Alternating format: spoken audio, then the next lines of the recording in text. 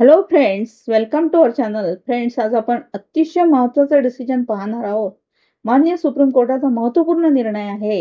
विवाहित बहिणीच्या मालमत्तेत भावाचा किती अधिकार, याबद्दल आपण जाणून घेऊयात काय निर्णय आहे. तर हल्ली अनेक लोक सासरच्या मालमत्तेत हक्क सांगण्याची एकही संधी सोडत नाहीत.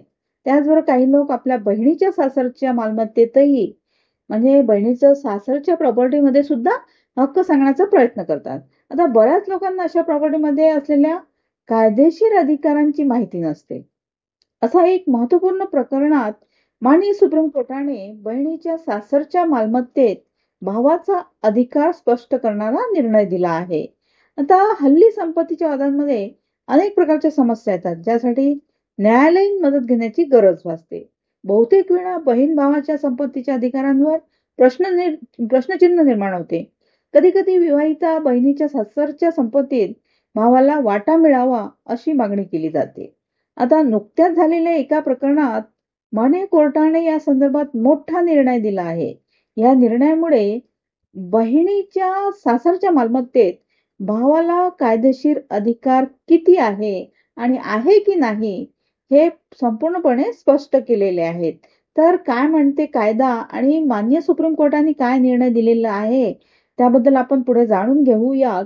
आता हिंदू सक्सेशन ऍक्ट आर्टिकल 15च्या नियमानुसार एखाद्या बहिणीच्या पती किंवा मुलांच्या संपत्तीत भावाला कोणताही अधिकार मिळत नाही.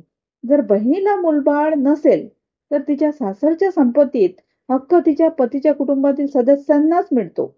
माननीय सुप्रीम कोर्टाच्या या निर्णयामुळे हे स्पष्ट झाले आहे की कोणत्याही विवाहित बहिणीच्या सासरच्या मालमत्तेत तिच्या भावाचा कसलाही संबंध नसतो. आता माननीय सर्वोच्च न्यायालयाने एका व्यक्तीची याचिका फेटाळून लावली.